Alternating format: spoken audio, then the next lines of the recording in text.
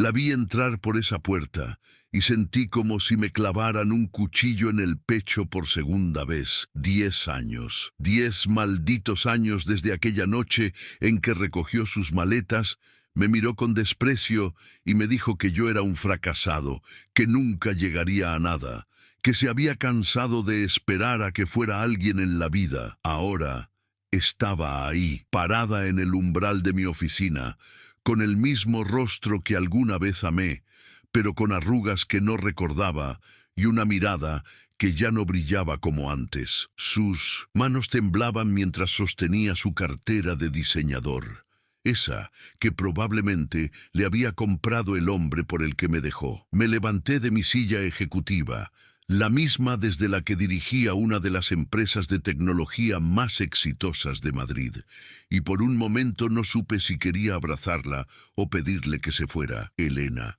mi Elena, o la mujer que alguna vez fue mía. Su voz salió quebrada cuando pronunció mi nombre, Javier. Yo solo asentí, con la mandíbula tensa, esperando a que dijera lo que había venido a decir, porque después de lo que me hizo, después de cómo me destruyó cuando más la necesitaba, no podía haber otra razón para su presencia más que una súplica. Y tenía razón. Sus ojos se llenaron de lágrimas cuando susurró las palabras que jamás pensé escuchar de sus labios. Necesito tu ayuda. Yo me quedé inmóvil, sintiendo cómo la rabia y el dolor de una década completa hervían en mi interior. Quería gritarle, preguntarle dónde estaba cuando yo dormía en el sofá de mi hermano, cuando comía una vez al día para ahorrar dinero, cuando lloraba solo en las noches, pensando en todo lo que habíamos construido juntos y que ella había tirado a la basura. Pero no dije nada, solo me crucé de brazos y esperé, porque esta vez yo tenía el control. Conocí a Elena cuando tenía 24 años. Yo trabajaba como técnico de computadoras en una pequeña tienda del centro de Madrid, ganando apenas lo suficiente para pagar el alquiler de un apartamento que compartía con 2 compañeros de trabajo. Ella entró un martes por la tarde, con su laptop averiada y una sonrisa que iluminó todo el lugar. Me explicó que era diseñadora gráfica freelance y que necesitaba recuperar todos sus archivos urgentemente porque tenía una presentación importante al día siguiente. Trabajé toda la noche para reparar su equipo. No solo recuperé sus archivos, sino que optimicé su sistema y le instalé programas que le facilitarían su trabajo. Cuando regresó al día siguiente y vio todo lo que había hecho, me abrazó con tanta fuerza que sentí que mi corazón se saldría del pecho. Me invitó a un café para agradecerme, y ese café se convirtió en una cena, y esa cena en la primera de muchas noches, hablando hasta el amanecer sobre nuestros sueños. Elena quería tener su propia agencia de diseño. Yo soñaba con crear software que cambiara la forma en que las personas trabajaban. Nos parecía que éramos perfectos, el uno para el otro, 2 soñadores dispuestos a conquistar el mundo juntos. Nos casamos 2 años después, en una ceremonia pequeña en la casa de mis padres, en las afueras de la ciudad. No teníamos mucho dinero, pero teníamos algo mejor. Teníamos fe el uno en el otro, o eso creía yo. Los primeros años fueron duros pero hermosos. Trabajábamos día y noche, yo en mi empleo y en proyectos paralelos de programación, ella construyendo su portafolio de clientes. Vivíamos en un apartamento diminuto, donde la sala era también mi oficina. Pero nos reíamos juntos, cocinábamos juntos, soñábamos juntos. Elena me decía que yo era su héroe, que admiraba mi dedicación y mi inteligencia. Yo la amaba con cada fibra de mi ser. Pero entonces llegó Miguel. Miguel era todo lo que yo no era en ese momento. Exitoso, seguro de sí mismo, con dinero de sobra. Era dueño de una cadena de restaurantes y llegó a la vida de Elena cuando ella necesitaba un logo para su nuevo local. Ella estaba emocionada con ese proyecto. Era su cliente más importante hasta ese momento. Comenzó a pasar más tiempo trabajando en esa cuenta, quedándose hasta tarde en reuniones, viajando para ver las locaciones de los restaurantes. Yo estaba tan sumergido en mi propio proyecto, un software de gestión empresarial en el que había invertido todos mis ahorros y todo mi tiempo libre, que no noté las señales. O quizás no quise notarlas. Mi madre sí las vio. Un domingo durante la comida familiar me llevó aparte y me dijo: «Hijo, ¿cuándo fue la última vez que pasaste un día completo con tu esposa sin hablar de un trabajo?» La pregunta me golpeó como una bofetada. No podía recordarlo. Le prometí que lo arreglaría, que cuando lanzara mi software tendríamos tiempo para todo, que solo necesitaba unos meses más. Pero esos meses se convirtieron en un año, y durante ese año Elena se alejó cada vez más. Ya no me miraba con admiración cuando hablaba de mi proyecto, sino con fastidio. Se quejaba de que nunca teníamos dinero para salir, de que llevábamos el mismo coche destartalado desde que nos casamos, de que todas sus amigas tenían casas propias, mientras nosotros seguíamos alquilando. Yo le recordaba que todo eso cambiaría pronto, que mi software era revolucionario, que solo necesitaba encontrar inversionistas. Ella ponía los ojos en blanco. La tensión en nuestra casa se volvió insoportable. Discutíamos por todo, por dinero, por tiempo, por prioridades. Yo sentía que estaba trabajando por nuestro futuro, pero ella sentía que ya no teníamos presente. Una noche llegué a casa y la encontré llorando en la cocina. Me arrodillé frente a ella, tomé sus manos y le juré que todo mejoraría. Ella me miró con una mezcla de tristeza y algo que no pude identificar en ese momento, pero que ahora sé que era lástima. «No sé si puedo seguir esperando, Javier», me dijo. Yo le supliqué que me diera más tiempo. Ella asintió, pero su mirada estaba vacía. La noche que mi mundo se derrumbó fue un viernes de noviembre. Había conseguido finalmente una reunión con un grupo de inversionistas potenciales para el lunes siguiente. Estaba eufórico, seguro de que esto era el inicio de todo lo que habíamos soñado. Llegué a casa temprano, con una botella de vino y flores, listo para celebrar con Elena. Pero ella no estaba. Su armario estaba vacío. Sobre la mesa de la cocina había una carta. Mis manos temblaron tanto cuando la abrí que apenas podía leer las palabras. «Javier, me voy. Conocí a alguien que me hace sentir valorada, que puede darme la vida que merezco ahora, no en un futuro incierto. Tú eres un buen hombre, pero estoy cansada de sobrevivir. Quiero vivir. Miguel me propuso matrimonio y acepté. Cuando leas esto ya estaré en su casa. No intentes buscarme. Necesito que me dejes ir. Lo siento». Las flores cayeron al suelo. El vino rodó por la mesa. Yo me quedé paralizado, leyendo esas líneas una y otra vez, como si al hacerlo pudieran cambiar su significado. Miguel, el cliente, el hombre con dinero, me había quitado a mi esposa, y lo peor de todo es que ella se había dejado quitar. Llamé a su teléfono 100 veces esa noche. Todas fueron directo al buzón de voz. Fui a la casa de sus padres al día siguiente. Su madre no me dejó pasar. Solo me dijo con frialdad que Elena había tomado su decisión y que debía respetarla. Fui a la casa de Miguel.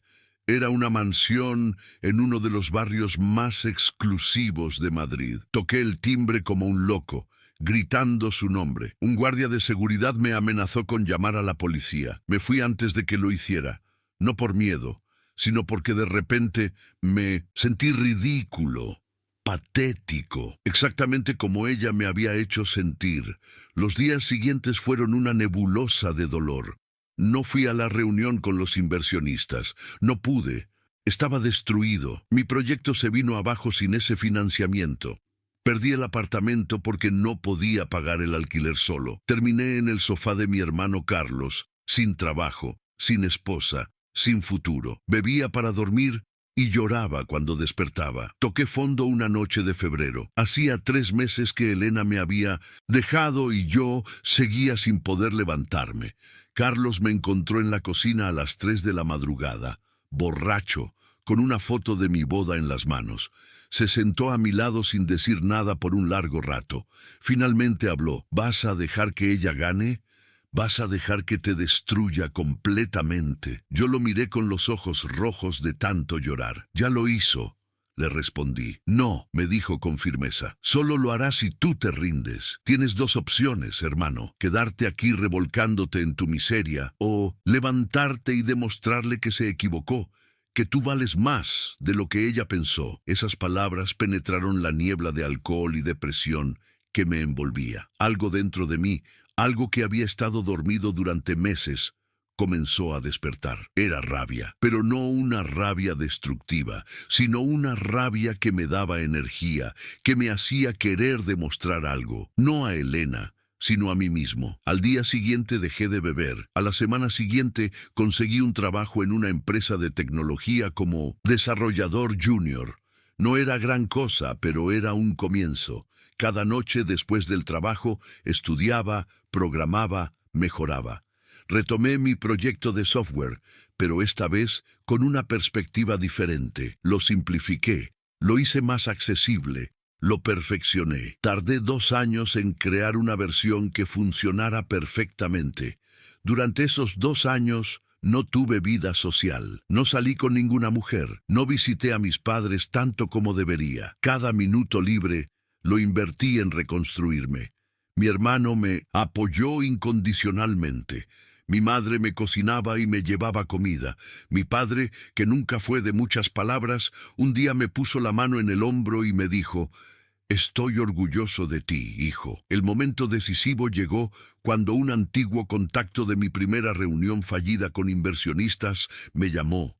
Se había enterado de mi nuevo proyecto a través de un amigo en común y quería verlo. Esta vez no fallé. Llegué preparado, profesional, con una presentación impecable. En 6 meses, mi software de gestión empresarial estaba en el mercado. En 1 año teníamos 50 empresas como clientes. En 2 años éramos la plataforma de gestión más usada en España. El dinero comenzó a llegar. Primero en pequeñas cantidades, luego en cifras que nunca había imaginado. Me mudé a mi propio apartamento, luego a una casa, finalmente a un penthouse en el centro de Madrid. Contraté un equipo brillante, expandimos a Portugal, luego a Italia, después a toda Europa. Pero el éxito material no llenaba el vacío a que Elena había dejado. Seguía pensando en ella, aunque ya no con dolor, sino con una mezcla extraña de rencor y curiosidad. Me preguntaba si sabría de mi éxito, si se habría arrepentido. Me prometí que si algún día nos encontrábamos, yo sería frío, indiferente, superior. Salí con algunas mujeres durante esos años, pero nunca nada serio. Había construido muros alrededor de mi corazón que nadie podía penetrar. Mi hermano me decía que necesitaba perdonar y seguir adelante, pero yo no estaba listo. El rencor se había convertido en mi combustible. Un día, hojeando una revista de negocios, vi una foto de Miguel en la sección de quiebras empresariales. Su cadena de restaurantes había colapsado durante la crisis económica. Había perdido todo. Sentí una satisfacción oscura al leerlo. Justicia poética, pensé. Me pregunté qué habría pasado con Elena. ¿Seguiría con él? ¿Se habría arrepentido de dejarme? Una parte morbosa de mí quería saberlo, pero no busqué respuestas. Seguí construyendo mi imperio, asistiendo a conferencias, apareciendo en entrevistas de prensa. Me convertí en una figura reconocida en el mundo tecnológico español. Y entonces, en una mañana ordinaria de jueves, mi asistente me informó que había una mujer en recepción que insistía en verme, que decía ser mi ex esposa, que era urgente. Después de hacerla esperar 30 minutos, más por orgullo que por estar ocupado, le dije a mi asistente que la hiciera pasar. Cuando entró a mi oficina, pude ver el impacto en su rostro al ver mi despacho, las vistas panorámicas de Madrid, los premios en las estanterías. Ella se detuvo a mitad del camino, como si sus piernas ya no pudieran sostenerla. ¿Has hecho todo esto?, susurró. Yo no respondí. Solo esperé. Elena se acercó lentamente, sus ojos recorriendo cada detalle de mi éxito. Finalmente se derrumbó en la silla frente a mi escritorio. Javier, necesito que me escuches, comenzó, pero su voz se quebró. Miguel perdió todo. La casa, los restaurantes, todo. Estoy en la ruina. Él se volvió otra persona, violento, alcohólico. Tuve que dejarlo hace 6 meses. Estoy viviendo con mi madre, no tengo trabajo, no tengo nada. Yo mantuve mi expresión neutral, pero por dentro sentía una tormenta de emociones. Parte de mí quería regodearme en su miseria, decirle que eso era exactamente lo que merecía, pero otra parte, la parte que alguna vez la amó con locura, sentía una punzada de compasión. ¿Y vienes a mí por dinero?, le pregunté fríamente. Ella negó con la cabeza rápidamente, las lágrimas corriendo por sus mejillas. No, no es eso. Bueno, necesito ayuda, sí, pero vine porque necesitaba disculparme. Necesitaba que supieras que me equivoqué, que fui una tonta, que tú siempre tuviste razón sobre tu sueño y yo fui demasiado cobarde para esperar. Sus palabras debieron haberme llenado de satisfacción, pero en cambio me sentí vacío. ¿Sabes cuántas noches lloré por ti, Elena? ¿Cuántas veces pensé en quitarme la vida porque sin ti nada tenía sentido? Mi voz subió de tono a pesar de mis esfuerzos por mantener la compostura. Me dejaste cuando más te necesitaba. Me dijiste que era un fracasado. Y ahora vienes aquí, 10 años después, porque tu apuesta por el dinero fácil no funcionó. Ella sollozaba sin control ahora. Lo sé, y lo siento tanto. Fui horrible contigo, egoísta, superficial. He pasado estos años arrepintiéndome cada día. Me levanté de mi silla y caminé hacia la ventana dándole la espalda. Sentí como si estuviera en una encrucijada.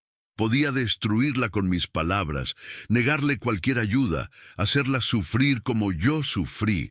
Sería fácil, sería justo incluso, pero al mirarme reflejado en el vidrio de la ventana, vi algo que me sorprendió. Vi a mi padre que me enseñó que la venganza nunca sana heridas, que el éxito verdadero no se mide en cuánto puedes hacer sufrir a tus enemigos, sino en cuánta paz puedes encontrar en tu propio corazón. Me di la vuelta y la miré. Realmente la miré, quizás por primera vez en 10 años.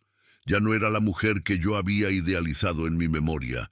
Era simplemente una persona rota que había tomado malas decisiones y ahora estaba pagando por ellas. Elena, dije con voz más suave, no voy a darte dinero, pero voy a hacer algo mejor. Voy a ofrecerte un trabajo. Ella levantó la vista, incrédula. Necesito una diseñadora gráfica en mi equipo para la nueva campaña de marketing. El salario es justo, competitivo. Tendrás que ganártelo como cualquier otro empleado, sin favores, sin privilegios.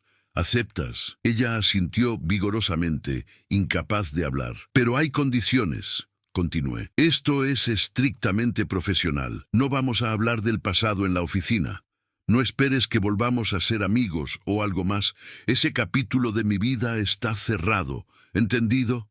Sí, lo entiendo. Gracias, Javier.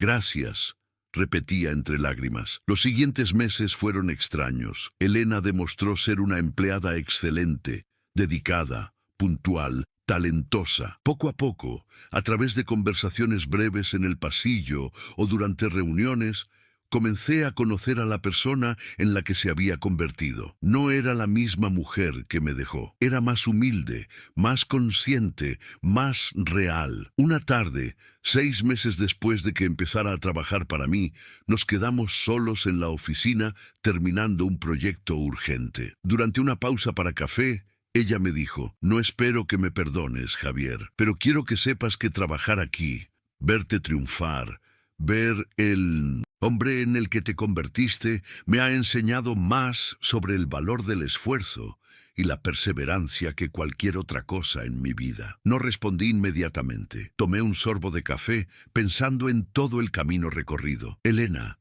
ya no siento rencor hacia ti. Eso me sorprende incluso a mí. La verdad es que si no me hubieras dejado, probablemente no estaría donde estoy hoy.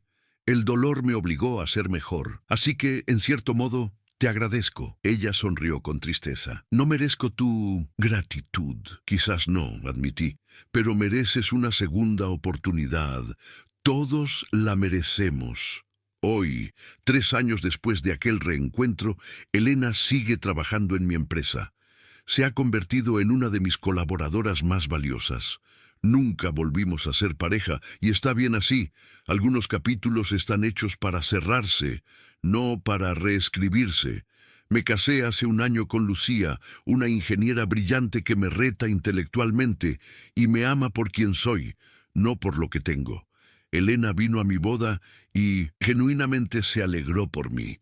La vida me enseñó que el mayor éxito no está en vengarse de quienes te lastimaron, sino en construir una vida tan plena que su traición se convierta en solo una nota al pie en tu historia. Elena ya no es el dolor de mi pasado, es simplemente alguien que conocí en el camino, alguien que, sin saberlo, me empujó a convertirme en la mejor versión de mí mismo. Si este final te movió, dale like y comparte con alguien que necesite esta historia.